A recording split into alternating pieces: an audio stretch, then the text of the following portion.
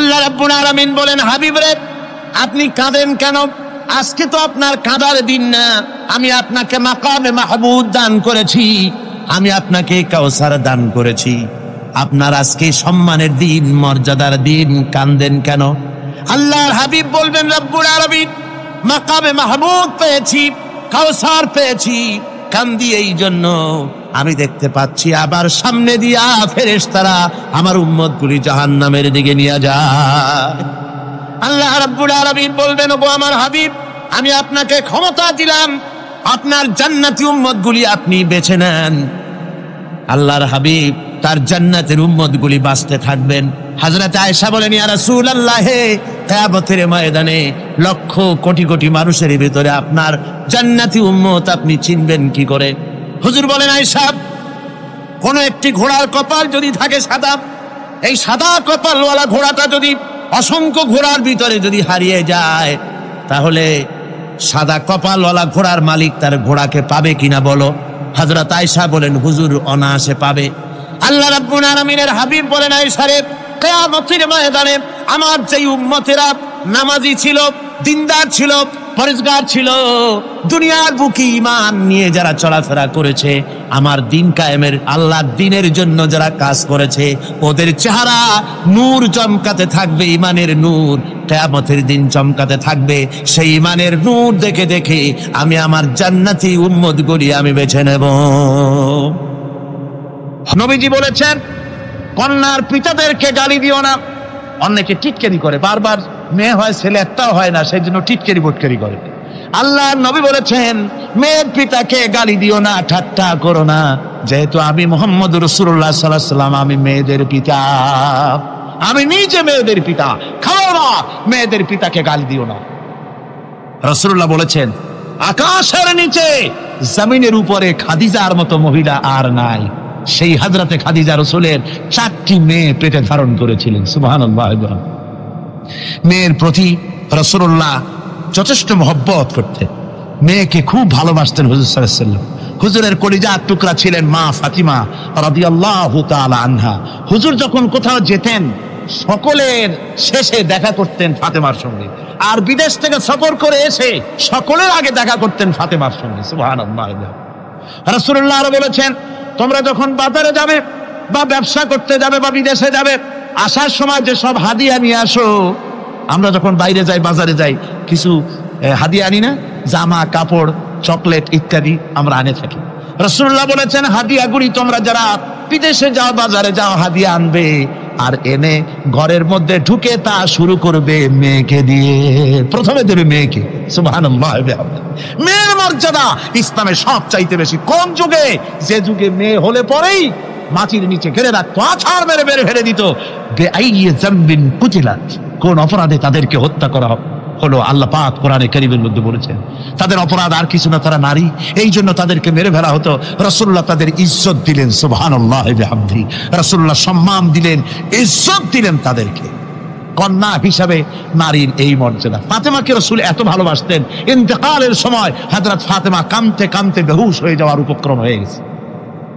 রাসূলুল্লাহ হযরত ফাতেমাকে ইশারা দিলেন।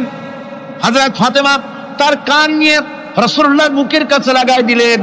আল্লাহ নবী কি যেন বললেন কানে কানে, হযরত ফাতেমার কান্না বন্ধ হয়ে গেল। হযরত আয়েশা বলেন, মা, রাসূলুল্লাহ তোমার কানে কানে কি বলল আর তোমার কান্না বন্ধ হয়ে গেল?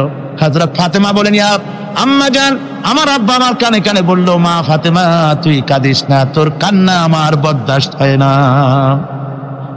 তোমাকে কাঁদতে হবে না। আমি তোমাকে সুসংবাদ দিয়ে যেতেছি, আমি মরে যাওয়ার পর সর্বপ্রথম তোমার সাথে আমার দেখা হবে। রাসূলুল্লাহর এই ভবিষ্যৎবাণী হযরত ফাতেমা বুঝতে পেরেছেন যে হুজুরের ইন্তেকালের পরে আমার বেশি দেরি হবে না, আমিও তাড়াতাড়ি হুজুরের সাথে শামিল হতে পারবো। হুজুরের ইন্তেকালের 6 মাস পরেই হযরত ফাতেমা রাদিয়াল্লাহু তাআলা আনহা ইন্তেকাল করেছিলেন। কন্যা হিসাবে নারীর মর্যাদা ইসলাম অনেক অনেক গুণে বাড়িয়ে দিয়েছে। এই কন্যা শিশু, কৈশোর, যৌবন পেরিয়ে যখন যৌবনে তার বিয়ে হয়ে যায়, আল্লাহ রাব্বুল আলামিন তখন বলেন, ওয়া মিন আয়াতিহি আন খালাকা লাকুম মিন আনফুসিকুম আজওয়াজান লিতাসকুনু ইলাইহা ওয়া জাআলা বাইনাকুম মাওয়াদ্দাতান ওয়া রাহমা। আল্লাহ পাক বলেন আমার নিদর্শনের ভিতরে এটিও একটি নিদর্শন যে আমি তোমাদের থেকে তোমাদের জোড়া তৈরি করেছি, তোমাদের স্ত্রীদেরকে তৈরি করেছি, তোমাদের সাথে তোমাদের স্ত্রীর ভালোবাসা সৃষ্টি করেছি, মহব্বত সৃষ্টি করেছি। এই মহব্বত আমি আল্লাহ তৈরি করেছি। আর যখন বুড়ো হয়ে যায় মানুষ, স্বামী স্ত্রী যখন বুড়ার বুড়ি হয়, তখন আর ভালোবাসা থাকে না, তখন ওই ভালোবাসা সহৃদয়তার করুণায় আমি আল্লাহ পরিণত করে দেই। বুড়ার জন্য তখন বুড়ি ছাড়া আর উপায় নাই, বুড়িরও আর বুড়া ছাড়া উপায় নাই। তখন ভালোবাসা কোনো বিশেষ কোনো অক্ষণীয় ভালোবাসা নয়, তখন একের উপরে অন্য একদম নির্ভরশীল হয়ে পড়ে। আল্লাহ পাক বলেন এই অবস্থা আমি আল্লাহ সৃষ্টি করে দেই। সুবহানাল্লাহি ওয়া বিহামদিহি। স্ত্রীকে রাসূলুল্লাহ কত ভালোবাসতেন। আল্লাহর নবী বলেছেন আমার কাছে তিনটা জিনিস প্রিয়, একটা হচ্ছে সুগন্ধি, একটা হচ্ছে নামাজ, আরেকটা হচ্ছে স্ত্রী। সুবহানাল্লাহ, স্ত্রী আমার কাছে প্রিয়। হুজুর বলেছেন তোমাদের মধ্যে সেই ব্যক্তি উত্তম যে ব্যক্তি তার স্ত্রীর কাছে উত্তম। আমি আমার স্ত্রীদের কাছে উত্তম ব্যক্তি। সুবহানাল্লাহ। রাসূলুল্লাহ স্ত্রীকে কত ভালোবাসতেন। বিশ্বনবী রাজনৈতিক কর্মকাণ্ড চালাচ্ছেন, যুদ্ধের দামামা বাজতেছে, চতুর্দিকে কত অশান্তি, সবকিছু চলছে, স্ত্রীর হক আদায় করতে ভুলে যাননি। রাতের বেলায় হযরত আয়েশার বয়স কম, তাকে নিয়ে রাসূলুল্লাহ একটু সুযোগ পেয়েছেন, বলছেন আয়েশা সব তো ঘুমিয়ে, চলো আমরা একটু দৌড়াই। ওই যে দূরে একটা জিনিস দেখা যায়, দৌড় দাও দেখি কি আগে যায়। দুজনে দৌড় প্রতিযোগিতা করলেন। দৌড় প্রতিযোগিতায় হযরত আয়েশা ফার্স্ট হলেন, হুজুর পিছনে পড়ে গেলেন। হযরত আয়েশা খুব আনন্দ করলেন যে আপনি কিন্তু আমার সাথে দৌড়ে পারলেন।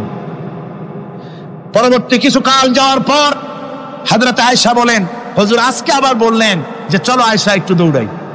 হযরত আয়েশা বলছেন যে সেদিনের তুলনায় আমার শরীর একটু, আমি মুটিয়ে গেছি, শরীরটি স্থূল হয়েছে, আমি আজকে দৌড়ালাম কিন্তু পারলাম না। রাসূল আগে চলে গেলেন, আমি হাঁপাতে হাঁপাতে যখন হুজুরের কাছে চলে গেছি, হুজুর তখন মুস্কি হেসে আমাকে বললেন আয়েশা ওই সেই দিনের জবাব আজকে দিয়ে দিলাম। সুবহানাল্লাহি বিহামদিহি, সুবহানাল্লাহি বিহামদিহি। বিশ্ব নবী কত বড় আদর্শ বিশ্ব মানবতার জন্য। তিনি বলেছেন আরাফাতের ময়দানে রাসূলুল্লাহ বলেছেন তোমরা যেমন পড়বে তোমার স্ত্রীদেরকে তেমন পড়াবে, তোমরা যেমন খাবে তোমার স্ত্রীদেরকে তেমন খাওয়াবে, স্ট্যান্ডার্ড মেনটেন করবে। তুমি ভালো দামের কাপড় পরবে, স্ত্রীকে খারাপ দিবে তা নয়। অধিকার দুজনেরই সমান, স্বামী এবং স্ত্রী সমান অধিকার, কিন্তু আমরা তা বুঝতে পারি না, বুঝতে চাই না। আমরা অনেকে মনে করেছি বিয়ে যখন করছি তখন আমি তো নওয়াবজাদা নসরুল্লাহ খান আর বউ তো কেনা দাসী। না, সে কৃত দাসী নয়, তার মর্যাদা আছে, তার সম্মান আছে, তার সম্মান আপনাকে দিতে হবে। রাসূলুল্লাহ দিয়েছেন, আপনাকেও দিতে হবে। রান্না বান্না হতে দেরি হয়, কত গালাগালি শুনতে হয় নারীকে। আল্লাহর নবীর স্ত্রী হযরত আয়েশা বলেছেন আল্লাহর নবী কাজ করে, মানুষের সঙ্গে কথা বলে, রাষ্ট্রীয় দায়িত্ব পালন করে ঘরের ভিতরে এসে যখন দেখেছেন রান্না হতে দেরি আছে, রাসূলুল্লাহ বিরক্ত হন নাই, ভুরু কুঞ্চিত করেন নাই, চোখ মোটা করেন নাই, আমাকে কোনো কথা শোনান নাই, বরং আমার কাছে বসে রান্নায় আমাকে সহযোগিতা করেছেন। সুবহানাল্লাহ বিহামদিহি।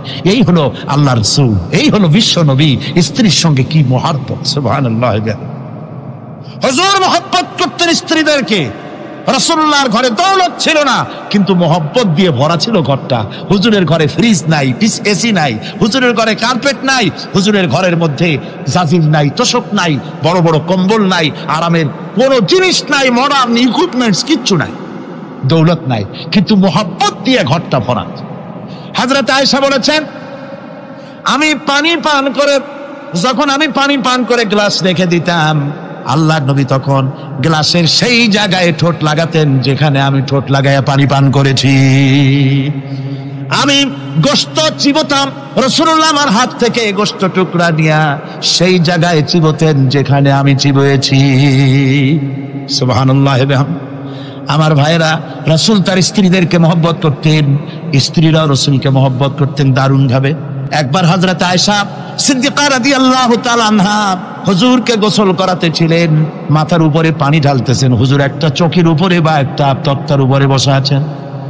গোসলের পানির ভিতরে রাসূলুল্লাহ দেখতে পেলেন রক্তের মতো কি যেন প্রবাহিত হয়ে যাচ্ছে। হুজুর জিজ্ঞেস করেন, আয়েশা রে, পানির ভিতরে রক্তের মতো কি দেখা যায়? হযরত আয়েশা বলেন, হুজুর আপনি যখন বসেছিলেন অসতর্ক মুহূর্তে তক্তার নিচে আমার একটা আঙ্গুল পড়েছিল, পায়ের আঙ্গুলটা ফেটে বোধহয় রক্ত বেরোতেছে। রাসূলুল্লাহ তাড়াতাড়ি করে উঠলেন আর ওই আঙ্গুলকে ব্যান্ডেজ করে দিলেন। রাসূলুল্লাহ বললেন, আয়েশা রে, আঙ্গুল ফেটে গেছে, একটু আহাহু পর্যন্ত করলে না, এতক্ষণ তুমি কষ্ট করলে কেন? হযরত আয়েশা বলেন, ইয়া রাসূলুল্লাহ, ওটা তো একটা পায়ের আঙ্গুল। আয়েশার কলিজাটা ফেটে যদি রক্ত বেরোতো রাসূলুল্লাহকে উঠতে বলতে আমি পারতাম না। কি মহব্বত রাসূলের সাথে। হযরত আয়েশা বলেন, হুজুর সাল্লাল্লাহু আলাইহি ওয়াসাল্লাম স্ত্রীদেরকে এত ভালোবাসতেন, আমাদের ঘরে গোশত টোস্ত তেমন রান্না বান্না খুব কম হতো। গোশত রান্না হবে কি, মাসের পর মাস চলে গেছে রাসূলের বাড়িতে, হুজুর স্ত্রীরা বলেছেন আমাদের ঘরে চুলে আগুন জ্বলে নাই, একটু শুকনা রুটি, একটু শুকনা খেজুর আর একটু পানি খেয়ে আমাদের জীবন চলেছে, এরকমের অবস্থা হয়েছে। তারপরে এই অবস্থা চলেছে, এর মধ্যে যদি কখনো একটু গোশত আসছে, হুজুর যখন ছাগল টাগল ইত্যাদি ছাগল দুম্বা জবাও করেছেন, এই দুম্বার গোশত নিয়ে ছাগলের গোশত নিয়ে রাসূলুল্লাহ নিজে বেরোতেন। হযরত খাদিজার বান্ধবী কোথায় আছে খুঁজে ওই বান্ধবীর কাছে গোশত পৌঁছে দিয়ে আসতে। হযরত আয়েশা বলেন, একদিন আমার ঘুম ভেঙে গেল, দেখি হুজুর আমার কাছে নাই, গেলেন কোথায়? খুঁজতে খুঁজতে যায় দেখি মসজিদে নববীর ভিতরে হুজুর হাত তুলে বসে আছেন, মোনাজাত করতেছেন। আমি পেছনে গিয়ে হাত তুললাম, আমি শুনতে পাচ্ছি নবীজি দোয়া করছেন, রব্বুল আলামিন কিয়ামতের ময়দানে যেদিন সন্তান তার পিতাকে ভুলে যাবে, মা তার সন্তানকে হারায় ফেলবে, ওই কঠিন হাসরের ময়দানে আমি যেন আমার খাদিজাকে হারাইয়া না যাই। মুনাজাতের শেষে হযরত আয়েশা বলেন, ইয়া রাসূলুল্লাহ, খাদিজার কথা আপনার এত কেন বারবার মনে পড়ে? একটা বুড়িরে বিয়ে করেছিলেন 25 বছর বয়সের সময়, 40 বছর বুড়ি, তার কথা কেন এত মহব্বত আপনার মনে পড়ে? তার থেকে যুবতী মেয়ে, সুন্দরী মেয়েকে আপনার স্ত্রী হিসেবে আপনি পান নাই। হুজুর বলেন, আয়েশা রে, খাদিজার সম্পর্কে এমন কথা তুমি আর বলো না, তোমরা সবাই আমার সুখের দিনের স্ত্রী, আর খাদিজা আমার এমন সময় স্ত্রী ছিল যখন মক্কায় আমার আশ্রয় ছিল না, তামাম মক্কা নগরীতে আমার আশ্রয় ছিল না। খাদিজার সঞ্চিত সমস্ত ধনরাশি ইসলাম কবুল করার পর দুহাতে খাদিজা বিতরণ করে দিয়েছে। হযরত আয়েশা বলেন, হুজুর আমার গোস্তাকি মাফ করে দেন, আমি আর এরকম বলবো না, তবে খাদিজা সম্পর্কে আমার কিছু একটু শুনান। হুজুর বলেন, আয়েশা রে শোনো, গভীর রাত যত রাত হোক না কেন ইসলামের দাওয়াত দিয়ে দিয়ে গভীর রাত্রে আমি যখন বাসায় ফিরেছি, ঘরে এসেছি, দরজায় একটা মাত্র ডাক দিয়েছি, খাদিজা, অমনি দরজা খুলে গেছে। আমি জিজ্ঞেস করেছি, খাদিজা রে, যত রাত্রে আসলাম, যতবার আসলাম, একটা ডাকের বেশি লাগলো না, তুমি কি ঘুমাও না? হযরতে খাদিজা বলেছেন, ইয়া রাসূলুল্লাহ, আমার মনের ভিতরে ভয় থাকে, আল্লাহর রাসূল দ্বীনের খেদমতে বাইরে আছেন, আমি যদি আরামে বিছানায় ঘুমায় থাকি আর নবীজি দরজার কাছে দাঁড়ায় আমারে ডাকাডাকি করবেন, উঠতে যদি দেরি হয়ে যায় নবীজির সঙ্গে বেয়াদবি হয়ে যাবে, এই মনে করে আপনি না আসা পর্যন্ত দরজার সাথে পিঠ লাগাই আমি দাঁড়াইয়া দাঁড়াইয়া ঘুমাই। আমার ভাইরা, হযরতে খাদিজার ইজ্জত স্বয়ং আল্লাহ দিয়েছেন। কে দিয়েছেন? হাদিস শরীফে এসেছে, রাসূলুল্লাহ জাবালে নূরে বসা, গারে হেরার ভিতরে বসা, হযরতে জিবরাইল রাসূলুল্লাহর সঙ্গে কথা বলতেছেন। একটু পরে হযরতে জিবরাইল বলেন, ইয়া রাসূলুল্লাহ, আমি আর এখানে বসবো না, আমি এখন চলছি। আমি দেখতে পাচ্ছি খাদিজা আসতেছে আপনার জন্য খাবার নিয়ে। খাদিজা যখন আপনার কাছে পৌঁছে যাবে, আপনি খাদিজাকে শোনায় দিবেন আল্লাহ রাব্বুল আলামিন খাদিজাকে সালাম জানাইছে। সুবহানাল্লাহ, সুবহানাল্লাহ। রাসূলুল্লাহর কাছে হযরতে খাদিজা যখন আসলেন, হুজুর বললেন, খাদিজা, আজকে তোমার জন্য দারুণ সুখবর। বলে কি? বলে আল্লাহ পাক জিবরাইল কেমন উঠে গেল আমার কাছ থেকে, জিবরাইল বলে গেল আল্লাহ তোমাকে সালাম বলেছেন। হযরত খাদিজা কেঁদে ফেললেন, বললেন, ইয়া রাসূলুল্লাহ, আমার নারী জন্ম সার্থক, আল্লাহ আমাকে সালাম বলেছে, এর জবাব কেমনে দিতে হয় হুজুর আমি তো জানি না, আপনি আমার পক্ষ থেকে আল্লাহর সালাম কিভাবে দেওয়া লাগে আপনি দিয়ে দিন, আমি তো বুঝি না কেমনে আল্লাহর সালামের জবাব দেব। হুজুর বললেন, খাদিজা, শুধু আল্লাহ নয়, জিবরাইলও তোমাকে সালাম বলে গেছে। হযরতে খাদিজা বললেন, হযরত জিবরাইলকে আমার সালামের জবাবটা ওয়ালাইকুমুস সালাম বলেন। হযরত খাদিজার এই মর্যাদা ছিল। আমার ভাইরা, রাসূল পাক সাল্লাল্লাহু আলাইহি ওয়াসাল্লাম এভাবে মহব্বত করেছেন স্ত্রীদেরকে। সুতরাং স্বামী স্ত্রীর মহব্বত আল্লাহর জান্নাতি নিয়ামত। কিসের নিয়ামত? যে ঘরের মধ্যে স্বামী স্ত্রীর মধ্যে মিল মহব্বত আছে এটা বেহেশতের মতো, আর যেখানে মিল মহব্বত নাই এটা জাহান্নামের মতো। ঠিক কি? সুতরাং মহব্বত করুন, বেশি বেশি স্যাক্রিফাইস করুন, বেশি বেশি স্যাক্রিফাইস করুন। নারীদের ব্যাপারে বলা হয়েছে, পুরুষকে বলা হয়েছে অধিকার আদায় করো, সব ব্যাপারে সমান অধিকার। কিন্তু নারীকে একটা ব্যাপারে বলা হয়েছে, নারী শোনো, পুরুষের মর্যাদা তোমার চাইতে আল্লাহ রাব্বুল আলামিন বেশি দিয়েছেন। আর রিজালু কাওয়ামুনা আলান নিসা, নারীদের উপরে পুরুষের প্রাধান্য আল্লাহ পাক দান করেছেন। একদিন একজন সাহাবী বলেছিলেন, ইয়া রাসূলুল্লাহ, জংলি উট দেখলাম আপনার পায়ের উপরে সেজদায় পড়ে গেল, আপনি যদি আমাদেরকে অনুমতি দিতেন না আপনাকে আমরা সেজদা করতাম। আল্লাহ নবী বললেন, মানুষ মানুষকে সেজদা করা এ পারমিশন যদি আমি দিতাম তাহলে দুনিয়ার সমস্ত স্ত্রীদেরকে বলতাম তারা যেন তাদের স্বামীকে সেজদা দেয়। স্বামীর মর্যাদা এখানে বেশি। সুতরাং অধিকার সমান, কোনো সন্দেহ নাই, কিন্তু স্বামীর একটা আলাদা মর্যাদা আছে, সেই সম্মানও তাকে দিতে হবে। এরপরে এই সমান অধিকারের ভিত্তিতে স্বামী স্ত্রী চলতে থাকে, মাঝখানে আল্লাহ পাক তাদেরকে সন্তান দান করেন। আল্লাহ তাদেরকে, নারীকে লেখাপড়ার অধিকার দিয়েছেন, ইসলাম তাকে লেখাপড়ার অধিকার দিয়েছে, শিক্ষার অধিকার দিয়েছে। হযরত আয়েশা সিদ্দিকা রাদিয়াল্লাহু তাআলা আনহা শিক্ষয়িত্রী ছিলেন, হাফেজা ছিলেন, হাদিসের হাফেজা ছিলেন, কোরআনের হাফেজা ছিলেন, হাজার হাজার সাহাবায়ে কেরামদের তিনি ওস্তাদ ছিলেন। সুবহানাল্লাহ বলেন। নারীদের ব্যাপারে অধিকাংশ মাসালা হযরত আয়েশা সিদ্দিকা রাদিয়াল্লাহু তাআলা আনহার অবদান। সুবহানাল্লাহ। নারী যুদ্ধ করেছে, যুদ্ধের ময়দানে নারীর অধিকার আছে। নারী চাকরি করতে পারবে, নারী ব্যবসা করতে পারবে, নারী লেখাপড়া করতে পারবে, নারী সেনাবাহিনীতে যেতে পারবে, নারী সব করতে পারবে, কিন্তু পর্দার মাধ্যমে। একটা লোক গিয়ে কাঁদতেছিল মুসলমান হওয়ার পরও। হুজুর কয়, কান্দো কেন? কই যে আমার গুনাহ কি মাফ হয়েছে? হুজুর বলেন, হ্যাঁ মাফ হয়ে গেছে।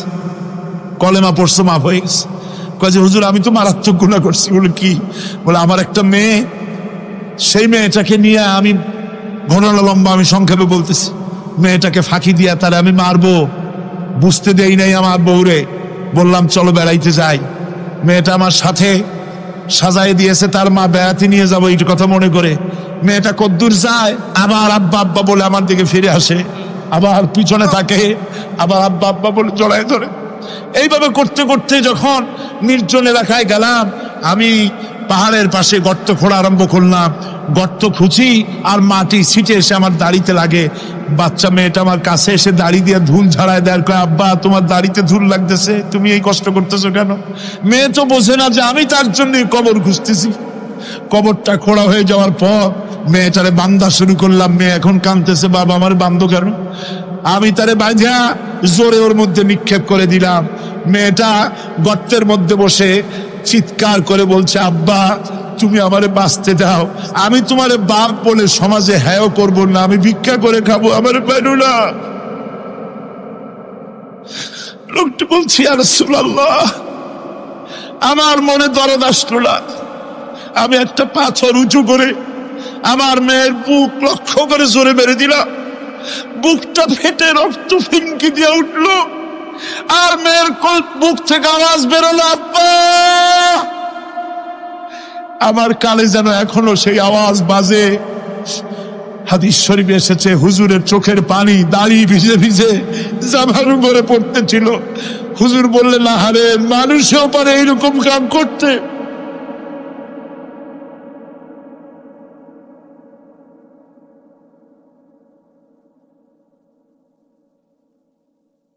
পৃথিবীতে নারীর যখন কোনো সম্মান ছিল না, মর্যাদা ছিল না, সেই সময় আমার রাসূল, আমার বিশ্বনবী নারীদেরকে সম্মানের হাত ধরে গর্তের ভিতর থেকে উঠাইয়া রানীর সিংহাসনে বসায় দিলেন। সুবহানাল্লাহ। মায়ের মর্যাদা দিয়ে দিলেন। সুবহানাল্লাহ। নারীরা আমাদের মায়ের জাত, নারীরা আমার কিয়ের জাত? মায়ের জাত। আমার মা বোনেরা, তোমাদের সম্মান কত তোমরা জানো না। আমরা পুরুষ, আমাদের পায়ের তলে জুতা, আর তোমরা আমাদের মায়ের জাত, তোমরা নারী, তোমাদের পায়ের তলে আল্লাহর জান্নাত, আল্লাহর ব্যস্ততা তোমাদের পায়ের তলে। এই সম্মান আল্লাহ তোমাদের দিয়েছে, নবী দিয়েছেন। সুবহানাল্লাহ। কর ভাইরা আমার, অধিকার ইসলাম দিয়েছে। বিবাহ যখন হয়, এই বিবাহের সময় এজেন্ট আনতে হয়। আর বিবাহ হচ্ছে বিবাহ বৈঠক, এজেন্ট আনার জন্য ওই যে কি জানি কয় ম্যারেজ রেজিস্ট্রার বা মৌলবি সাহেব, কার অনুমতি আগে নেয়? বলেন কার অনুমতি? তাহলে অধিকার ইসলাম পুরুষে দিল না মেয়ে লোকে দিল? আজ মেয়ে লোকের কাছে যাও, মেয়েটাকে জিজ্ঞেস করো সেই বিবাহে রাজি আছে কিনা। সুবহানাল্লাহ পড়ে, এই বিবাহে রাজি আছে কিনা জিজ্ঞেস করে, তার অধিকারই বেশি। এরপরে এই বিবাহে করার ব্যাপারে কত বৈষম্য। আজ বিবাহ করতে গেলে যৌতুকের প্রথা এসেছে। রাসূলুল্লাহ যৌতুক দিয়েছিলেন, ওটা যৌতুক না, ওটা উপহার, ওটা হাদিয়া। রাসূলুল্লাহ তোহফা দিয়েছিলেন হুজুরের জামাই। সুবহানাল্লাহ, কি জামাই! এক জামাই তো জিন্নুর আইন, যাকে ফেরেশতারা পর্যন্ত লজ্জা করত যারে দেখে, হযরত উসমান রাদিয়াল্লাহু তাআলা আনহু। আরেকজন হযরত আলী কাররামাল্লাহু ওয়াজহাহু। হযরত আলী, যার সম্পর্কে রাসূল পাক সাল্লাল্লাহু আলাইহি ওয়াসাল্লাম যাকে কত সম্মান দিয়েছেন, কত মর্যাদা দিয়েছেন, এই হলো হযরত আলী হুজুরের জামাই। আনা মদিনাতুল ইলম ওয়া আলিউম বাবুহা, আমি হলাম জ্ঞানের রাজ্য, আর আলী হলো সেই রাজ্যে প্রবেশের দরজা। সুবহানাল্লাহ। ভাইরা, এই হলো জামাই। আর মেয়ে ফাতিমে জান্নাত বিনতে রাসূল, বেহেশতের সমস্ত রমণীদের সরদারিনী মা ফাতিমাতুজ জাহরা রাদিয়াল্লাহু তাআলা আনহা। কি উপহার দিলেন বিয়েতে রাসূল! এই মেয়ে আর এই জামাই। উপহার হলো খেজুরের ছোবড়ার একটা তোষক, পানি উঠাবার জন্য একটা মশক, আর আটা পেশা একটা জাতা। এই হলো নবীর মেয়ে আর জামাইয়ের জন্য উপহার। রাসূলের প্রতি কি ভালোবাসা দেখেছেন! হযরত উম্মে হাবিবা রাদিয়াল্লাহু তাআলা আনহা, আমাদের মা আবু সুফিয়ান রাদিয়াল্লাহু তাআলা আনহু, তার মেয়ে। তার কাছে আবু সুফিয়ান তখনও কাফের, সেই কুফরি হালতে মেয়ের ঘরে গিয়েছেন। যাওয়ার পরে হযরত উম্মে হাবিবা বাপ যখন বসতে গিয়েছেন, তখন উম্মে হাবিবা বলছেন যে আব্বা একটু দাঁড়ান।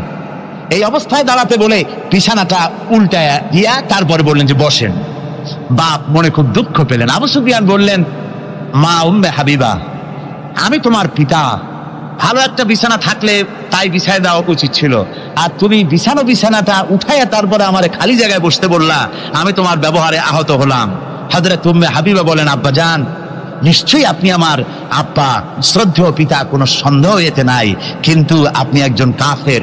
আল্লাহর রাসূল যে বিছানায় বসেন, সেই বিছানা আমি একটা কাফেরকে বসতে দিতে পারি না। সুবহানাল্লাহ। তিনজনের দোয়া কবুল হবে আল্লাহর দরবারে। তার মধ্যে একজন হলেন মাজলুম ব্যক্তি, যে ব্যক্তি অত্যাচারিত, যে ব্যক্তি মুসাফির, প্রবাসী, তার দোয়া কবুল হবে। আর মা বাপ যদি সন্তানের জন্য দোয়া করে, ওই দোয়া আল্লাহ রব্বুল আলামিনের দরবারে মঞ্জুর হয়ে যায়। আল্লাহ রব্বুল আলামিন মা বাপ সম্পর্কে বলেন, মা বাবের জন্য আমার কাছে দোয়া করবি বান্দারা, আমার কাছে দোয়া করবি। দোয়াটা আল্লাহ পাক শেখাচ্ছেন, রব্বিরহামহুমা কামা রব্বায়ানি সাগীরা। পড়েন সবাই, রব্বিরহামহুমা কামা রব্বায়ানি সাগীরা। একটু জিকির করেন, লা ইলাহা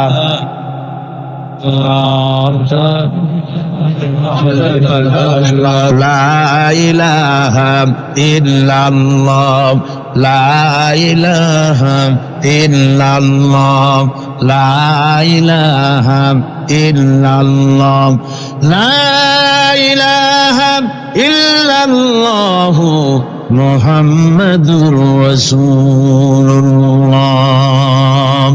আমার ভাইরা, আল্লাহ পাক শিখাচ্ছেন, বান্দা তোর মা বাপের জন্য আমার কাছে দোয়া কর। আল্লাহ রাব, আয় আমার প্রভু, আমার মা বাপ যেমন ছোটবেলায় আমাকে স্নেহের কোলে লালন পালন করেছে, আয় আমার আল্লাহ তুমি আমার মা বাপকে তোমার রহমতের কোলে লালন পালন করো। আল্লাহ শিখাই দিয়েছেন। আমার ভাইরা, প্রত্যেক নামাজের পরে এই দোয়াটা ভুলে যাবেন না। ভুলে যাবেন? ভুলে যাবেন? আমার ভাইরা, আমার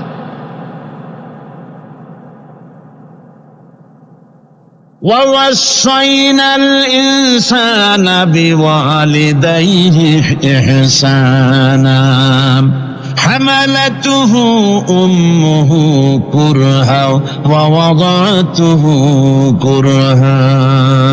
আল্লাহ পাক বলেন, আমি পৃথিবীর সমস্ত মানব মণ্ডলীকে উপদেশ দিয়েছি, মা বাপকে সম্মান করো, শ্রদ্ধা করো, তাদের উপকার করো। তার কারণ হলো তোমার মা তোমাকে গর্ভে ধারণ করেছে অত্যন্ত কষ্টের সাথে। আল্লাহ বলতেছেন, মা তোমাকে গর্ভ ধারণ করেছে অত্যন্ত কষ্টের সাথে, এরপরে তোমাকে ডেলিভারি করেছেন অত্যন্ত কষ্টের সাথে, তোমাকে ডেলিভারি করেছেন।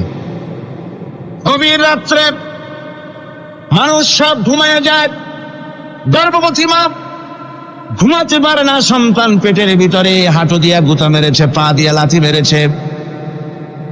মা চরম শীতের রাত্রে, প্রচন্ড শীতের রাতে গায়ের লেপটা সরাই দিয়া মা একবার দাঁড়ায় আর একবার বসে, একবার দেওয়ালের সাথে হেলান দিয়া দাঁড়ায়, কষ্ট করে রাতটায় কাটায় দেয়। আবার সারাদিন সংসারের জন্য কাজ করেছেন, রান্না বান্না করেছেন, মা সকলকে খাওয়াইয়া মা শেষের দিকে খেতে গেছেন।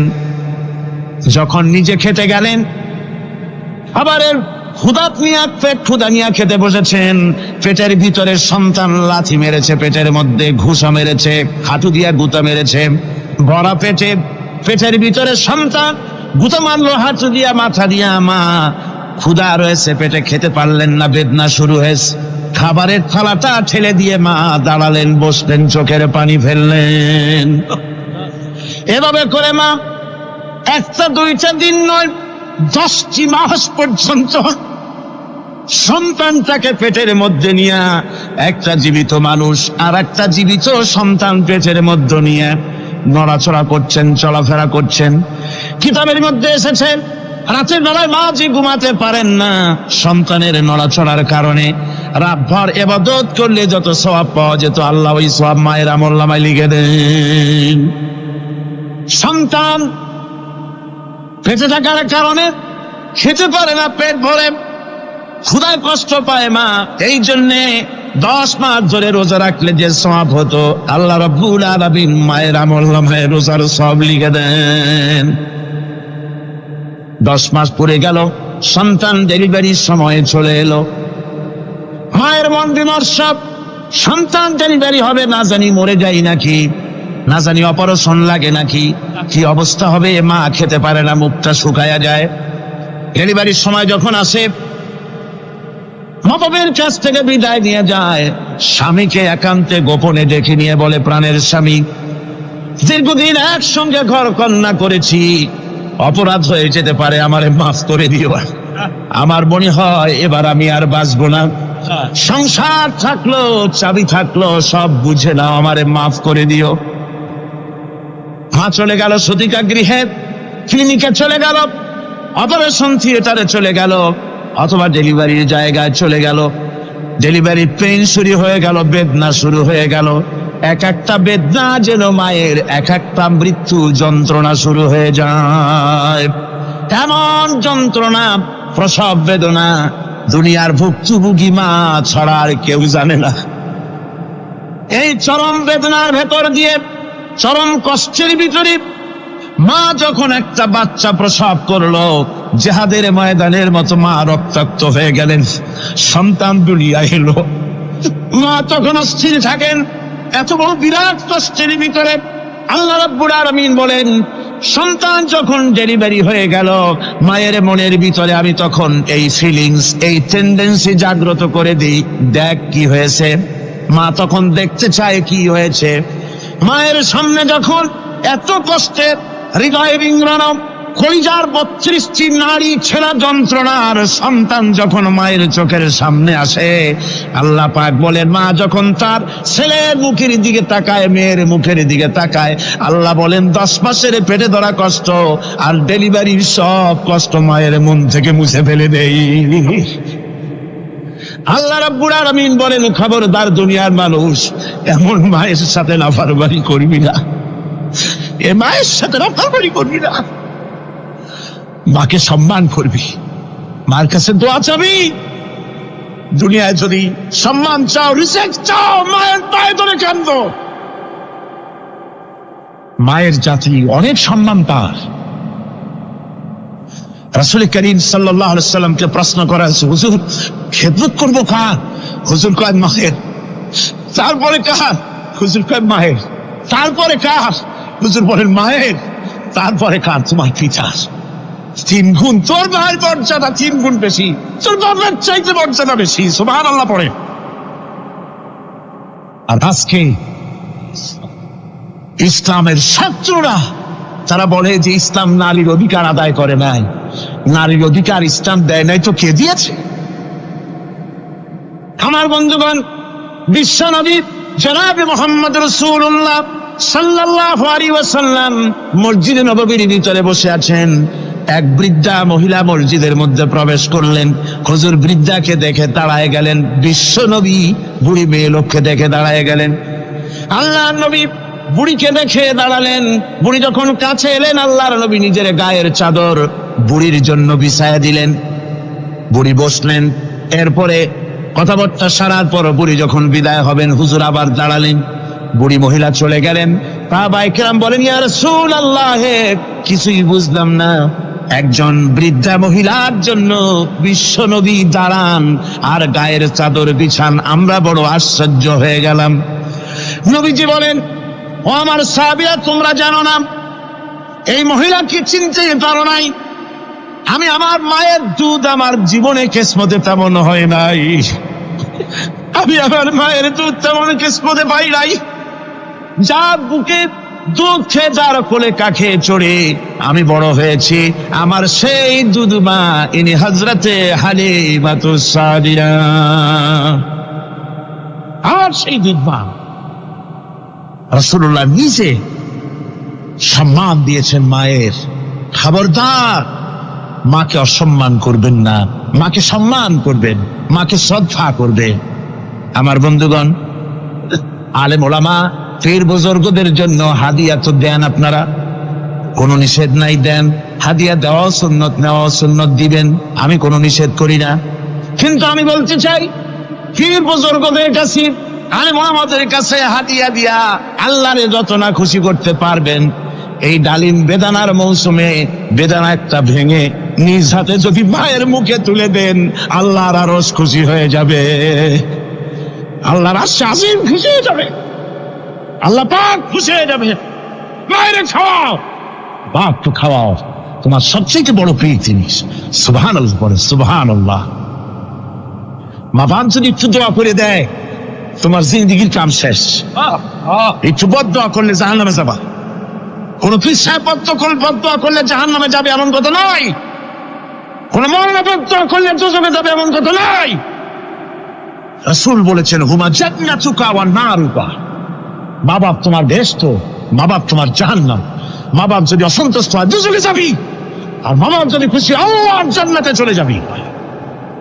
সুবহানাল্লাহ, সুবহানাল্লাহ, সুবহানাল্লাহ। মায়ের পায়ের তলে তোর বেহেশত। আমরা পুরুষ, আমাদের গত বছরও বলেছি, আমরা পুরুষ, আমাদের পায়ের তলে জুতা। আমাদের পায়ের তলে কি? শুধু জুতা। আর আমার মা, আমার মায়ের জাতি যারা এই প্যান্ডেলে বসে আছেন, আমার মায়েরা, বোনেরা, মায়ের জাতি যারা পৃথিবীতে, মায়ের জাতির পায়ের তলে আল্লাহর বেহেশত। সুবহান। নারীর মর্যাদা ইসলাম দেয় নাই, কে দিয়েছে? আল্লাহ দিয়েছেন, আল্লাহর রাসূল দিয়েছেন। আর আমার মা, আমার মায়ের জাতি যারা এই প্যান্ডেলে বসে আছেন, আমার মায়েরা, বোনেরা, মায়ের জাতি যারা পৃথিবীতে, মায়ের জাতির পায়ের তলে আল্লাহর বেহেশত। সুবহানাল্লাহ, নারীর মর্যাদা ইসলাম দেয় নাই, কে দিয়েছে? আল্লাহ দিয়েছেন, আল্লাহর রাসূল দিয়েছেন। আমার বন্ধুগণ, হযরত বায়জিদ বুস্তামি, ছোট্ট বাচ্চা ছেলে, গভীর রাত্রে মা অসুস্থ, পানির পিপাসায় জেগে উঠেছেন। বাবারে, পিপাসায় শেষ হয়ে গেলাম, পানি দাও। ছেলে ঘরের ভিতরে পানি না পেয়ে বাইরে দৌড়াদৌড়ি করলেন। অনেক দূর থেকে পানি নিয়ে এসে দেখেন মা ঘুমায় গেছেন। পানি নিয়ে দাঁড়ানো, পৌষ মাস, মাঘ মাসের শীতের রাত, ফজরের সময় মায়ের ঘুম ভেঙে গেল। তাকিয়ে দেখেন বাইজিদ দাঁড়ানো, হাতে পানি থরথর করে কাঁপছে। জিজ্ঞাসা করে, বাইজিদ তুমি দাঁড়ানো কেন? ছোট্ট বাচ্চা বলে, মা পানি চেয়েছিলে তুমি গভীর রাত্রে, পানি ঘরে ছিল না, অনেক দূর থেকে আনতে হয়েছে। মা বলছে, ঘুমাও নাই কেন গ্লাস ছুঁয়া? বাচ্চা বলে, ঘুমাই নাই, তুমি যদি আবার পানি চাও সময় মতো যদি দিতে না পারি মা, তোমার কষ্ট হবে, এই জন্য ফজর পর্যন্ত আমি দাঁড়ায় আছি, কখন তুমি পানি চাও। মা হাতের থেকে পানি নিয়ে পান করলেন। বাইজিদকে বিছানার উপরে আরাম করে কম্বল দিয়ে ঘুম পড়াইয়া দিলেন। হযরত বাইজিদের মা উযু করে ফজরের নামাজ পড়ে সিজদায় চলে গেলেন। চিৎকার মেরে কেঁদে বলেন, আমার রব, আমার আল্লাহ, আমি আমার বাইজিদের মা, আমি মা হয়ে বাইজিদের জন্য দোয়া করি। বাইজিদ আমার জন্য আজকে যা করেছে, আমি মা, আমার কলিজা ঠান্ডা হয়ে গেছে। হায় আল্লাহ, আমি বাইজিদের জন্য দোয়া করি, তুমি তাকে সুলতানুল আরিফিন বানাইয়া দিও। মঞ্জুর হয়ে গেল আল্লাহ পাকের কাছে দোয়া। আমার ভাইরা, আল্লাহ পাক বলছেন, খবরদার, আমার ইবাদতের পরে মা বাপ, আল্লাহর ইবাদতের পরে কারা? মা বাপ। মা বাপকে সম্মান করো, শ্রদ্ধা করো, মোহাব্বত করো, কিসমত খুলে যাবে, কিসমত খুলে যাবে। মা বাপকে সম্মান করো। হযরত আবু হুরায়রা রাদিয়াল্লাহু তাআলা আনহু রাসূলের সামনে এসে কাঁদতেছে। হুজুর বলছেন, আবু হুরায়রা কাঁদো কেন? কাঁদো কেন? রাতের বেলা কাঁদো। হযরত আবু হুরায়রা বলছেন, হুজুর আমাকে মা মেরেছেন। হুজুর বলছেন, মা মারলো কেন? কোন অপরাধ করেছো? কোন গোস্তাখি করেছো? আবু হুরায়রা বলছেন, না হুজুর, কোন গোস্তাখি করি নাই, তবে মারলো কেন? হযরত আবু হুরায়রা বলছেন, হুজুর আমি আপনার দরবার থেকে ফিরতে রাত হয়ে গিয়েছিল। মা জিজ্ঞেস করলেন, আবু হুরায়রা এত রাত্রে কোথায় ছিলি? বললাম, আমি ছিলাম যে কদম চুমতে পারলে দুনিয়া ধন্য হয়, সেই দরবারে নববীর কদম মোবারক থেকে আসতে আমার দেরি হয়েছে। আমার মা মুশরিকা, আপনার নাম শুনে তার গায়ে আগুন জ্বলে উঠলো, আমাকে ধরে মারা আরম্ভ করলো। বলল, হয় আমার বাড়ি ছাড়বি, আর না হয় মুহাম্মদ সাল্লাল্লাহু আলাইহি ওয়াসাল্লামের দরবার ছাড়বি। আমি বললাম, আমার মা, তুমি বুড়ি মানুষ, তোমার গায়ে যত শক্তি আছে সমস্ত শক্তি দিয়ে আমারে পিটাও, আমারে মারো। মারতে মারতে আমাকে বাড়ি থেকে তুমি বের করে দাও, তোমার বাড়ি শুদ্ধ, তাম দুনিয়া ছেড়ে দিতে পারি, আল্লাহর নবীর কদম মোবারক ছেড়ে দিতে পারি না। হুজুর, আমার মা আমাকে গলা ধাক্কা দিয়ে বের করে দিয়েছেন। হুজুর বলছেন, আবু হুরায়রা, তোমার মা তোমাকে মেরেছে, তুমি আমার কাছে নালিশ করছো? আমার তো এখানে ইন্টারফেয়ার করার কিছুই নেই। সুবহানাল্লাহ, সুবহানাল্লাহ, মা তোমাকে মেরেছে, এখানে আমার করার কিচ্ছু নাই। বিশ্বনবী বলছেন, এত বড় পাওয়ারফুল নবী, লেজিসলেটিভ পাওয়ার, সারে আল্লাহ তাকে বানিয়েছেন শরীয়ত প্রণেতা।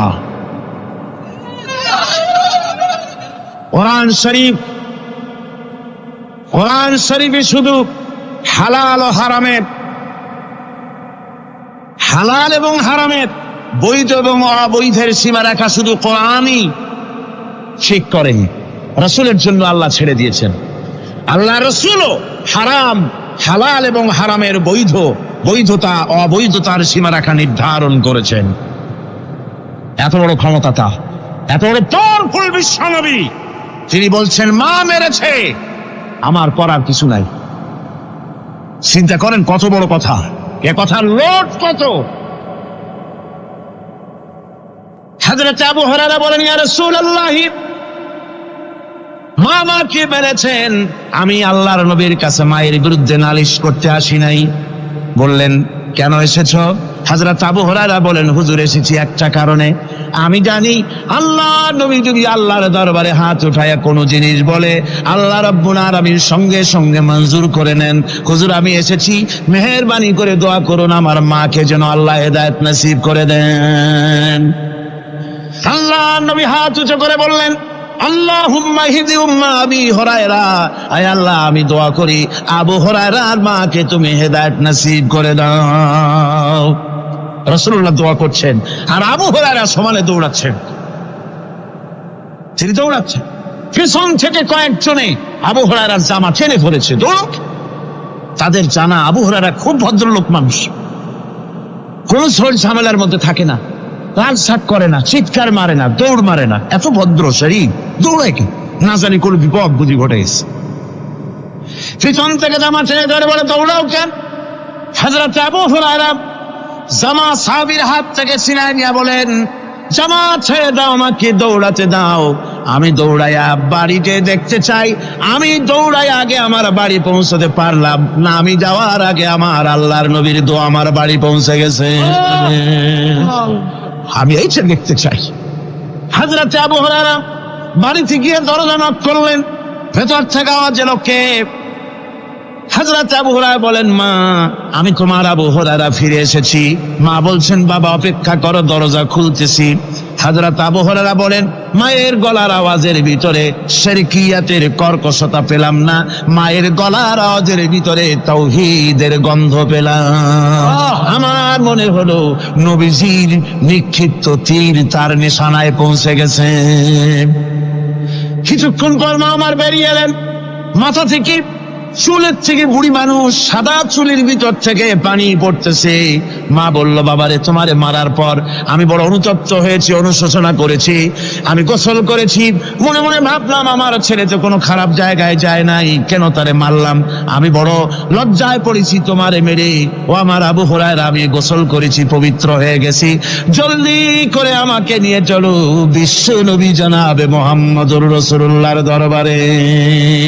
হযরত আবু হুরায়রার মা ঘোষণা করলেন, আশহাদু আল্লা ইলাহা ইল্লাল্লাহু ওয়াহদাহু লা শারীকা লাহু ওয়া আশহাদু আন্না মুহাম্মাদান আবদুহু ওয়া রাসূলুহু। আমার ভাইরা, মা বাপ সবচেয়ে সম্মানের জিনিস। আল্লাহর ইবাদতের পরই মা বাপের খেদমত করতে হবে। আল্লাহ পাক বলছেন, বান্দারে দেখ, মায়ের পেট থেকে আনলাম, মায়ের বুকের মধ্যে মহব্বত পয়দা করলাম, এত মহব্বত দিলাম তোর উপরে, যে কোনো বিদেশে যান, যেখানে যান, বাড়িতে ফিরলে পরে সকলে ছেলে মেয়ে ভাই বোন সবাই দেখবে সুটকেসে আমার জন্য আনছে কি, সবাই চিন্তা করবে আমার জন্য কি এনেছে। একমাত্র মা সন্তানের মুখের দিকে তাকাবে কখন খাইছে সে। সুবহানাল্লাহ, সুবহানাল্লাহ, আমার বাসার মুখখানে শুকনা, তুই বুঝি আজকে কিছু খাইস নাই। বিদেশে যেসব সন্তান থাকে, মা টাটা কবুতরের মতো ছটফট করে। আমার ছোটবেলার কথা আমি দেখেছি, শ্বশুরা মাদ্রাসায় পড়তাম, আব্বা টাকা দিতেন মাদ্রাসায় যাওয়ার সময়, আবার মা আবার মুরগির ডিম বিক্রি করা, বিভিন্ন জিনিস বিক্রি করা বা বাজার করা পয়সা, উদ্বৃত্ত কিছু পয়সা আব্বার অজান্তে আমার হাতের মুঠার মধ্যে দিয়ে দিতেন। যখন মাদ্রাসার দিকে রওনা হয়েছি, পর্দার আড়াল থেকে দরজা থেকে দেখতাম, যতক্ষণ তাকায় দেখতেছি চোখ থেকে পানি দল করে পড়তেছে। সুবহানাল্লাহ, মা কি জিনিস! আল্লাহ আল্লাহ আল্লাহ। বিদেশে যদি কারো সন্তান মারা যায়, সবাই জানা লাগে। কবি বলতেছেন, বিদেশে বিরাজ্যে যার পুত্র মারা যায়, পশু পক্ষী না জানিতে আগে জানে মা। মায়ের কই যার তারে টান লেগে যায়, মা বুঝতে পারে আমার সন্তানটা নাই। আহারে মা! আমার বন্ধুগণ, মা যার বেঁচে আছে বেয়াদবি করেছেন, পাও ধরে মাপ নিয়ে নেবেন, পাও ধরে মাপ নিয়ে নেবেন। মা তো পা ধরে দেখবেন, মাফ করে দিবে। সুবহানাল্লাহ, সুবহানাল্লাহ, কত দরদ তার বুকের মধ্যে। আর মা বাপকে সম্মান করবে। যাক, এই বিষয়ের উপরে আমি আর যেতে চাই না। সত্যি আপনাদের বললাম, এই বিশাল জনতাকে বললাম, সবচাইতে বড় পীর আপনার জন্য আপনার মা বাপ। সবচেয়ে বড় পীর কে? বাবা। সন্তুষ্ট করেন, রুজিতে অভাব ঘটবে না, কোন মাজারে গিয়ে সেজদা দেওয়া লাগবে না, আল্লাহর কসম মাজারে যাই চাওয়া লাগবে না। মা বাপকে খেদমত করেন, মা বাপকে খুশি করেন, মা বাপকে খাওয়ান, হাদিয়া দেন, মা বাপ খুশি, রুজিতে বরকত হবে, ব্যবসায় বরকত হবে, ঋণগ্রস্ত থাকবেন না, সম্মান আল্লাহ বাড়ায় দিবেন। সুবহানাল্লাহ বিহামদি, রাসূলুল্লাহর হাদিস। এই জন্য আমি অনুরোধ করব, মা বাপকে সম্মান করবে। ওয়াসি বুঝতে পেরেছি মুহাম্মদ সাল্লাল্লাহু আলাইহি ওয়াসাল্লাম আল্লাহর রহমত, করুণার নবী, দয়ার নবী, তার কাছে যদি আমি যেতে পারি তাহলে তিনি আমার সম্পর্কে, যদি তার সামনে যেতে পারি তাহলে তার কঠোর মনোভাব আমার প্রতি নরম হয়ে যাবে। এই মনে করে সাহাবায়ে কেরামদের চোখ এড়ায়া তিনি হুজুরের সামনে গিয়ে হাজির হয়ে গেলেন। হুজুর তাকে দেখিয়ে বললেন, তোমার নাম না ওয়াসি? তিনি বললেন, হ্যাঁ আমার নাম ওয়াসি। হুজুর বললেন, তুমি আমার চাচাকে শহীদ করেছো? ওয়াসি বললেন, জাহালাতের কারণে তা করেছি। হুজুর বললেন, কেমনে শহীদ করেছো আমার চাচাকে, আমার একটু শোনাও। ওয়াসি বলতে লাগলেন, আমি বল্লম দিয়ে হযরতে হামজার শরীরকে এফোড় ওপড় করে দিয়েছি, তারপরে তার বুককে খঞ্জর দিয়ে ফেরে বুকের ভিতর থেকে কলিজাটা বের করে নিয়ে আমি হাতে দিয়ে দিয়েছি হেন্দাই কলেজা চিবিয়ে চিবিয়ে খেস। রাসূল পাক সাল্লাল্লাহু আলাইহি ওয়াসাল্লাম, হাদিস শরীফে এসেছে, ওয়াসির বর্ণনা যখন তিনি শুনতেছিলেন, রাসূলের চোখ থেকে তখন পানি পড়ে দাড়ি মোবারক ভিজে ভিজে পড়তেছিল। ঘটনা শোনার পর রাসূলুল্লাহ বললেন, ওয়াসি তুমি কি চাও? ওয়াসি বললেন, আমি ইসলাম কবুল করতে চাই। হুজুর তাকে মুসলমান বানালেন, বললেন, তুমি মুসলমান হলে কিন্তু সব সময় তুমি আমার সামনে আসবে না, তার কারণ তোমাকে দেখলে পরে আমার মনের ভিতরে আমার চাচার কথা মনে উঠে যাবে। আমি আমার আব্বাকে পাই নাই, আব্বার স্নেহ যত্ন আমার কিসমতে তেমন হয় নাই। আমার চাচা হামজা আমাকে পিতার মতো করে আমাকে স্নেহ করেছে, তোমাকে দেখলে পরে তার কথা মনে পড়বে, সুতরাং তুমি সবসময় আমার সামনে আসবে না। ওয়াসি সেদিন শপথ নিয়েছিলেন, রব্বুল আলামিন, আমি জাহালাতের কারণে যেই বল্লম দিয়ে একজন শ্রেষ্ঠ সন্তানকে আমি শহীদ করে ফেলেছিলাম, আমি বুঝতে পারি নাই, ওই বল্লমটা আমি হেফাজতে রেখে দিয়েছি। তুমি আমার এই দোয়া মঞ্জুর করো, আমি যেন এই বল্লম দিয়ে এই পৃথিবীর নিকৃষ্ট ইসলামের কোন দুশ্মনকে যেন আমি শেষ করে দিতে পারি। আল্লাহ পাক দোয়া তার মঞ্জুর করে নিলেন। মুসাইলামা কাযযাবের বিরুদ্ধে হযরত আবু বকর সিদ্দিক রাদিয়াল্লাহু তাআলা আনহু যে বাহিনী পাঠালেন, হযরত ওয়াসি সেই বাহিনীর মধ্যে ছিলেন। আর তিনি সেই বল্লমটা দিয়ে, যে বল্লম দিয়ে তিনি হযরত হামজাকে শহীদ করেছিলেন, সেই বল্লমটা দিয়েই ইসলামের নিকৃষ্ট শত্রু মুসাইলামা কাযযাবকে দুনিয়া থেকে তিনি বিদায় করে দিলেন। রাসূলের যুগে একজন নবুয়তের দাবি করলো, তার নাম হচ্ছে মুসাইলামা কাযযাব। সে দাবি করলো, সে মনে করলো যে নবুয়ত হচ্ছে একটা ব্যবসা। মুহাম্মদ সাল্লাল্লাহু আলাইহি ওয়াসাল্লামের কিছু ছিল না, নবুয়তের দাবি করলো, গনিমতের মাল আসলো, টাকা পয়সা আসলো, তারপর রাজত্ব হয়ে গেল, এগুলো তো কম কথা না। তা আমিও যদি নবুয়তের দাবি করি তাহলে এরকমের একটা ব্যবসা আমিও করতে পারবো। এই চিন্তা ভাবনা করে নবুয়তের দাবি করে বসলো। নবুয়তের দাবি করে সে প্রচার করে বেড়াতে লাগলো, আমি নবী। তারপর তার উম্মতেরা বলল যে, আচ্ছা আপনি তো নবী বুঝলাম, তা মুহাম্মদ সাল্লাল্লাহু আলাইহি ওয়াসাল্লামের উপরে ওহী নাজিল হয়, আপনি তো কোনো নতুন ওহী আমাদের দিতে পারলেন না, কোনো সূরাও এ পর্যন্ত আসলো না। মুসাইলামা কাযযাব বলল, দেখো কেবল না নবী হলাম, একটু সময় দাও ওহী আসা। কিছুদিন পর বলল যে সূরা একটা এসে গেছে। বলে কি? সে সূরা কাউসারের একটা প্যারোডি তৈরি করলো, বলল আমার উপরে একটা নতুন সূরা আসছে, সূরাটি হচ্ছে ইন্না আতাইনাকাল আকাক ফাসাল্লি লিরাব্বিকা ওয়াজাক ইন্না শানিয়াকা হুয়াল আবলাক। এর অর্থ হচ্ছে, আমি তোমাকে আকাক পক্ষী দান করেছি। আর আকাক পক্ষী বলা হয় হুতুম পেঁচাকে। ও যে কায়দার নবী, পাখিটাও পাইছে সেই কায়দারই। তারপরে ফাসাল্লি লিরাব্বিকা ওয়াজাক, সুতরাং তোমার প্রভুর উদ্দেশ্যে নামাজ পড়ো আর জোরে সোরে চিৎকার করো। মনে রেখো, তোমার দুশ্মন হবে শ্বেত এবং কৃষ্ণ বর্ণে। এর না আছে কোনো গোড়া, না আছে এর মাথা, না আছে এর কোনো অর্থ, না আছে কিছু। এই জাতীয় সূরা দেখিয়া উম্মতেরা বলল, কি যে আশ্চর্য কথা, মুহাম্মদ সাল্লাল্লাহু আলাইহি ওয়াসাল্লামের উপরে যে সূরা নাজিল হয়েছে তা পড়তে কত সুন্দর, কত ভাব গম্ভীর। আরে কি একটা সূরা নাজিল হলো, তারা নিজেরা বলা তোয়া করলো। আর একবার ধরলো মুসাইলামাকে, তারা বলল মুহাম্মদ সাল্লাল্লাহু আলাইহি ওয়াসাল্লাম তাকে তার উম্মতেরা তাদের বাগানে নিয়ে যায়। নিলে পরে যে বাগান থেকে তিনি যান, গাছে খরমা না থাকলে খরমা হয়ে যায়। কোনো পানি শূন্য কুয়ার কাছ থেকে গেলে তার বরকতে কুয়ায় পানি চলে আসে। তো আপনি এরকমের কিছু আমাদের দেখান। বললো আমাকেও তোমরা এভাবে নিয়ে যাও। তখন তাকে নিয়ে যাওয়া হলো। দেখলো উম্মতেরা যে এমনই পোড়া কপালে এক নবী তাদের ভাগে পড়ছে, যে বাগান দিয়ে যায়, গাছে খরমা থাকলে খরমা পড়িয়ে যায়, নষ্ট হয়ে যায়।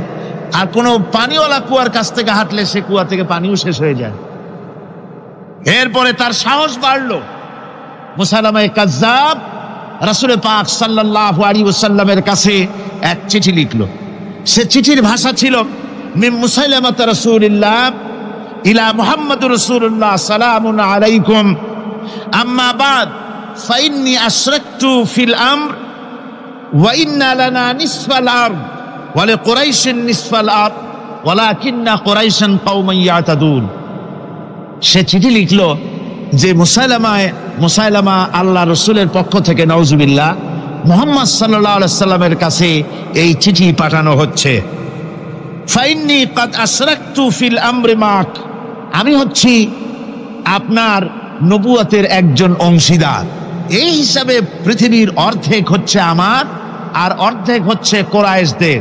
কিন্তু কোরাইশরা বিষয়টা বুঝতে না পেরে আমার সাথে বাড়াবাড়ি করতেছে।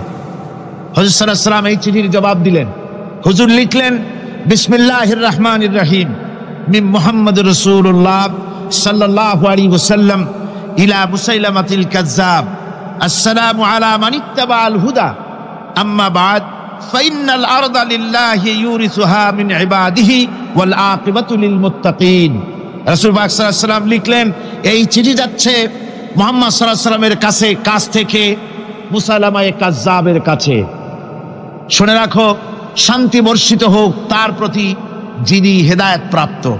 এই পৃথিবীর উত্তরাধিকারী হচ্ছে কেবলমাত্র আল্লাহ পাকের সেই সব বান্দারা যারা নাকি আল্লাহর গোলাম, আল্লাহর একান্ত আল্লাহর আইন এবং কানুনকে মেনে যারা চলে। আর পরকাল হচ্ছে সেই সমস্ত লোকেদের জন্যই। মুসাইলামা কাজ্জাবের মুয়াজ্জিন যারা, তারাও জানতো যে লোকটা মিথ্যেবাদী। তো কিছু মাল পানি পাওয়া যায়, টাকা পয়সা পাওয়া যায়, সাথে থাকলে কিছু খাওয়াটাও যায়, এই জন্য তার সাথে থাকতো। রাসূলুল্লাহর মুয়াজ্জিন আযান দিতেন, আশহাদু আন্না মুহাম্মাদার রাসূলুল্লাহ, আমি সাক্ষ্য দিচ্ছি মুহাম্মদ সাল্লাল্লাহু আলাইহি ওয়াসাল্লাম আল্লাহর রাসূল। আর মুসাইলামার মুয়াজ্জিন যে ছিল, সে আযান দিত, আশহাদু আন্না মুসাইলামাতা ইয়াজামু আন্নাহু রাসূলুল্লাহ। ও বলতো, আযান দিত এই কথা বলে যে আমি সাক্ষ্য দিচ্ছি মুসাইলামা মনে করে যে সে আল্লাহর রাসূল। আমার ভাইরা, এরপরে মুসাইলামা কাজ্জাবের বিরুদ্ধে হযরত আবু বকর সিদ্দিক রাদিয়াল্লাহু তাআলা আনহু 40,000 লোকের একটা বিশাল বাহিনী, সাহাবায়ে কেরামদের এক বিশাল বাহিনী পাঠিয়ে দিলেন মুসাইলামা কাজ্জাবের বিরুদ্ধে লড়াই করার জন্য। এর সিবাসারার ছিলেন হযরত খালিদ বিন ওয়ালিদ।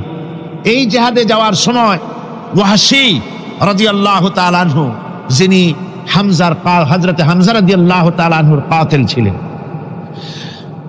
হুজুর সাল্লাল্লাহু আলাইহি ওয়াসাল্লাম ফতহ মক্কার দিনে সকলকে ক্ষমা করে দিয়েছিলেন, কিন্তু 5 জন নারী আর 6 জন পুরুষ সম্পর্কে বলেছিলেন, এদেরকে যেখানে পাও সেখানে হত্যা করো। এর মধ্যে ওয়াহশী একজন। ওয়াহশী বুঝতে পেরেছি মুহাম্মদ সাল্লাল্লাহু আলাইহি ওয়াসাল্লাম আল্লাহর রহমত, করুণার নবী, দয়ার নবী, তার কাছে যদি আমি যেতে পারি তাহলে তিনি আমার সম্পর্কে, যদি তার সামনে যেতে পারি তাহলে তার কঠোর মনোভাব আমার প্রতি নরম হয়ে যাবে। এই মনে করে সাহাবায়ে কেরামদের চোখ এড়ায়া তিনি হুজুরের সামনে গিয়ে হাজির হয়ে গেলেন। হুজুর তাকে দেখিয়ে বললেন, তোমার নাম না ওয়াসি? তিনি বললেন, হ্যাঁ আমার নাম ওয়াসি। হুজুর বললেন, তুমি আমার চাচাকে শহীদ করেছো? ওয়াসি বললেন, জাহালাতের কারণে তা করেছি। হুজুর বললেন, কেমনে শহীদ করেছো আমার চাচাকে, আমার একটু শোনাও। ওয়াসি বলতে লাগলেন, আমি বল্লম দিয়ে হযরতে হামজার শরীরকে এফোড় ওপড় করে দিয়েছি, তারপরে তার বুককে খঞ্জর দিয়ে ফেরে বুকের ভিতর থেকে কলিজাটা বের করে নিয়ে আমি হাতে দিয়ে দিয়েছি হেন্দাই কলেজা চিবিয়ে চিবিয়ে খেস। রাসূল পাক সাল্লাল্লাহু আলাইহি ওয়াসাল্লাম হাদিস শরীফে এসেছে, ওয়াসির বর্ণনা যখন তিনি শুনতেছিলেন, রাসূলের চোখ থেকে তখন পানি পড়ে দাড়ি মোবারক ভিজে ভিজে পড়তেছিল। ঘটনা শোনার পর রাসূলুল্লাহ বললেন, ওয়াসি তুমি কি চাও? ওয়াসি বললেন, আমি ইসলাম কবুল করতে চাই। হুজুর তাকে মুসলমান বানালেন। বললেন, তুমি মুসলমান হলে কিন্তু সব সময় তুমি আমার সামনে আসবে না, তার কারণ তোমাকে দেখলে পরে আমার মনের ভিতরে আমার চাচার কথা মনে উঠে যাবে। আমি আমার আব্বাকে পাই নাই, আব্বার স্নেহ যত্ন আমার কিসমতে তেমন হয় নাই। আমার চাচা হামজা আমাকে পিতার মতো করে আমাকে স্নেহ করেছে, তোমাকে দেখলে পরে তার কথা মনে পড়বে, সুতরাং তুমি সবসময় আমার সামনে আসবে না। ওয়াসি সেদিন শপথ নিয়েছিলেন, রব্বুল আলামিন আমি জাহালাতের কারণে যেই বল্লম দিয়ে একজন শ্রেষ্ঠ সন্তানকে আমি শহীদ করে ফেলেছিলাম, আমি বুঝতে পারি নাই, ওই বল্লমটা আমি হেফাজতে রেখে দিয়েছি। তুমি আমার এই দোয়া মঞ্জুর করো, আমি যেন এই বল্লম দিয়ে এই পৃথিবীর নিকৃষ্ট ইসলামের কোন দুশ্মনকে যেন আমি শেষ করে দিতে পারি। আল্লাহ পাক দোয়া তার মঞ্জুর করে নিলেন। মুসাইলামা কাযযাবের বিরুদ্ধে হযরত আবু বকর সিদ্দিক রাদিয়াল্লাহু তাআলা আনহু যে বাহিনী পাঠালেন, হযরত ওয়াসি সেই বাহিনীর মধ্যে ছিলেন। আর তিনি সেই বল্লমটা দিয়া, যে বল্লম দিয়ে তিনি হযরত হামজাকে শহীদ করেছিলেন, সেই বল্লমটা দিয়েই ইসলামের নিকৃষ্ট শত্রু মুসাইলামা কাযযাবকে দুনিয়া থেকে তিনি বিদায় করে দিলেন। আমার ভাইরা, রাসূল পাক সাল্লাল্লাহু আলাইহি সাল্লামের ইন্তেকালের পর এ পর্যন্ত নবুয়তের যারা দাবি করেছে, এক হিসাবে জানা গেছে 28 জন দাবি করা হয়ে গেছে। রাসূল বলেছেন, আমার পরে 30 জন মিথ্যেবাদী নবুয়তের দাবি করবে। কতজন করবে?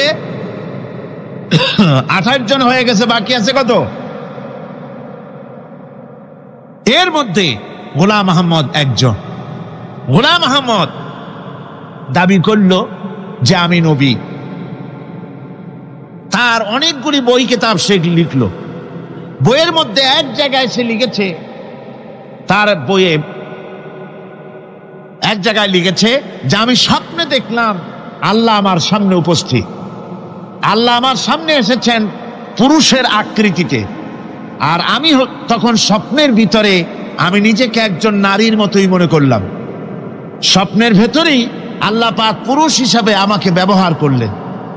আমি স্বপ্নের মধ্যেই গর্ভবতী হলাম এবং স্বপ্নের ভিতরে আমি গোলাম আহমদ মসিহে রূপান্তরিত হয়ে গেলাম। নাউযুবিল্লাহি মিন যালিক। গোলাম আহমদ বলছে, আল্লাহ পাক ওহীর মাধ্যমে আমাকে জানিয়েছেন, আল্লাহ আমাকে বলেছেন, গোলাম আহমদ তুমি হচ্ছ আমার সন্তান তুল্য। নাউযুবিল্লাহি মিন যালিক।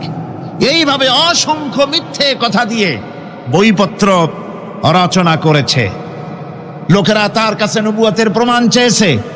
আসলে শরীয়তের বিধান হচ্ছে, হুজুরের পরে যদি কেউ নবুয়তের দাবি করে, তাহলে তাকে সে নবী কিনা এর কোনো প্রমাণ তার কাছে চাওয়াও জায়েজ নাই। যেহেতু প্রমাণ চাইতে গেলে বোঝা যায়, সন্দেহ হয়, কিছুটা প্রমাণ দিতে পারলে তাহলে সে নবী হবে। কথা বুঝতে পেরেছেন? এই জন্য রাসূলের পরে যদি কেউ নবুয়তের দাবি করে, তাহলে তার কাছে নবুয়তের দাবির কোনো প্রমাণও চাওয়া যাইবে না। বিনা প্রমাণে রাসূলের পরে নবুয়তের দাবি যেই করবে সে কি হবে? জোরে বলেন, কি হবে? কাফের হয়ে যাবে। দুনিয়ার সমস্ত উলামা, সমস্ত মুহাদ্দিস, সমস্ত মুফাসসির, দুনিয়ার সমস্ত মুফতি সব একমত, কোনো দ্বিমত নাই, গোলাম আহমদ কাদিয়ানী কাফের, তার অনুসারীরাও তার জামানায় মাওলানা আতাউল্লাহ শাহ বুখারী রাহমাতুল্লাহ আলাইহি তার সঙ্গে একটা বহস হলো। যেহেতু গোলাম মোহাম্মদ বলেছিল যে আমার এই 40 দিনের মধ্যে কেউ প্রতিবাদ করুক যেগুলি আমার ওহী নয়। হযরতে মাওলানা আতাউল্লাহ শাহ বুখারী রাহমাতুল্লাহ আলাইহি সেই যুগের একজন শ্রেষ্ঠ আলিম, তিনি বললেন, আমি তোমার কাছে কোনো প্রমাণ চাই না তুমি নবী কিনা, আমি জানি তুমি মিথ্যেবাদী, তবে তোমাকে বলতে হবে তুমি এই শক্তি কোথায় পেলে। গোলাম মোহাম্মদ বলল, কোরআন শরীফেই আছে আমার এই শক্তির উৎস। কোথায়? বলল যে এই যে আয়াতটা আমি আপনাদের সামনে তেলাওয়াত করেছি, ঈসা আলাইহিস সালামের ওই কথাই গোলাম মোহাম্মদ বলল যে হযরত ঈসা আমার সম্পর্কে বলেছেন, ইয়াতি মিন বাদি ইসমুহু আহমদ, আমার পরে একজন নবী আসবেন, রাসূল আসবেন, তার নাম হবে আহমদ, আমি সেই আহমদ। মাওলানা আতাউল্লাহ বুখারী বলছেন, তোমার নাম তো আহমদ না, তোমার নাম হচ্ছে গোলাম আহমদ। তার অর্থ হলো হযরত ঈসা আলাইহিস সালাম যে আহমদের কথা বলেছেন, তুমি সেই আহমদের গোলাম। গোলাম আহমদ বললেন, দেখুন আমার নামের প্রথম শব্দ গোলাম, এটা হচ্ছে আমার লকব, আমি আমার নামের লকবটা ছেড়ে দিলাম, বাদ দিয়ে দিলাম, আর ব্যবহার করব না। তাহলে তো আমি আহমদ থাকি, আপনি তো আর আপত্তি করতে পারেন না। মাওলানা বুখারী বললেন, নামের প্রথম শব্দ বাদ দেওয়া যদি জায়েজ হয়, তাহলে তোমার ফতোয়া দিয়ে আমার নামের প্রথম শব্দ বাদ দিয়া দিলাম। আমার নাম আতা আল্লাহ, নামের প্রথম শব্দ আতা বাদ দিয়া দিলাম। তো আতা যদি বাদ দেই তাহলে আল্লাহ হই, আর আল্লাহ হয়ে বলছি তোমার মতো গাধাকে নবুয়াত আমি দেই নাই। এরপর এই পৃথিবীর নিকৃষ্ট পাপী এই কাফেরের মৌত হলো কোথায়? জোরে বলেন, এই কাফেরের মৌত হলো কোথায়? পায়খানার ভেতরে মৌত হয়েছে। আমার বন্ধুগণ, সুতরাং বাংলাদেশে যত কাদিয়ানি আছে, সমস্ত কাদিয়ানিরা কাফের। সমস্ত কাদিয়ানিরা কি? আরো জোরে বলুন, তারা কি?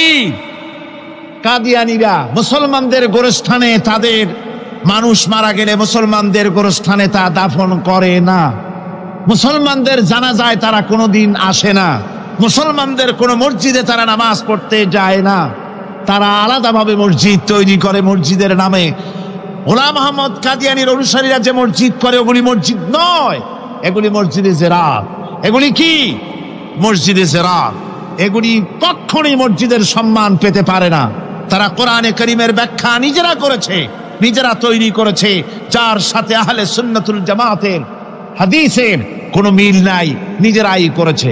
সুতরাং এই কাদিয়ানীদেরকে সৌদি আরবিয়া সহ মধ্যপ্রাচ্যের 18টি দেশ এবং পাকিস্তান সরকারও নন মুসলিম মাইনরিটি হিসাবে ঘোষণা করেছে। বাংলাদেশ সরকারের কাছে কাদিয়ানীদেরকে অমুসলিম ঘোষণার জন্য দাবি জানানো হচ্ছে দীর্ঘদিন থেকে, কিন্তু যে সরকারি আসে কর্ণপাত করে না, কাদিয়ানীদের সাথে তাল মিলিয়ে চলতে চেষ্টা করে। আর এই তাল মিলিয়ে চলার অর্থই হলো মুনাফিকি। এই তাল মিলিয়ে চলার অর্থ কি? মুনাফিকি। বাংলাদেশের সব আলেম, সব উলামা ঐক্যবদ্ধভাবে দাবি করেছে কাদিয়ানীদেরকে অমুসলিম ঘোষণা করার জন্য, কিন্তু আজ পর্যন্ত তা করা হয়নি। আজকের মাহফিল থেকেও, এই বিশাল জনসমুদ্র, আমরা কোরআনে কারীমের তাফসীরের মাহফিল থেকে দাবি জানাই সরকারের কাছে কাদিয়ানীদেরকে অমুসলিম সংখ্যালঘু হিসাবে ঘোষণা করা হোক। এ প্রস্তাবে দাবি কি আপনাদেরও? হাত উঁচু করে দেখান। ربنا ظلمنا أنفسنا وإن لم تغفر لنا وترحمنا لنكونن من الخاسرين ربنا لا تزغ قلوبنا بعد إذ هديتنا وهب لنا من لدنك رحمة إنك أنت الوهاب أي الله تعالى হাজার হাজার মুসলমান নরনারী ঠান্ডাকে উপেক্ষা করে তোমার দ্বীনের কথা শোনার জন্য, কোরআনে কারীমের কথা শোনার জন্য এই মাঠে এসে হাজির হয়েছে। আল্লাহ তুমি দয়া করে মেহেরবানি করে আলোচনার সওয়াবটুকু হুজুরে পুর নূর সাল্লাল্লাহু আলাইহি ওয়াসাল্লামের রূহ মোবারকে পৌঁছে দাও। রব্বুল আলামিন, আমাদের মধ্য থেকে যাদের মা বাপ দুনিয়া থেকে জনমের মতো বিদায় হয়ে গেছে, আল্লাহ কবরে যদি আযাব থাকে দয়া করে আযাব মাফ করে দাও। আল্লাহ আমাদের মা বাপের উপরে তোমার রহমত নাজিল করো। রব্বিরহামহুমা কামা রব্বায়ানি সগীরা, রব্বিরহামহুমা কামা রব্বায়ানি সগীরা। হে আল্লাহ রাব্বুল আলামিন, এই মাহফিলে যত লোক আছি আমরা, কার কোন ব্যাধি আছে, রোগ আছে, আমরা তুমি ভালো করে জানো। আমাদের প্রত্যেকের ব্যাধিকে তুমি শিফায়ে আজলা দান করে দাও। اللهم حبب إلينا الإيمان وزينه في قلوبنا وكره إلينا الكفر والفسوق والعصيان واجعلنا من الراشدين. ربنا تقبل منا إنك أنت السميع العليم وتب علينا إنك أنت التواب الرحيم. سبحان ربك رب العزة عما يصفون وسلام على المرسلين الحمد لله رب العالمين. واجعل آخر كلمتنا عند الموت لا إله إلا الله محمد رسول الله.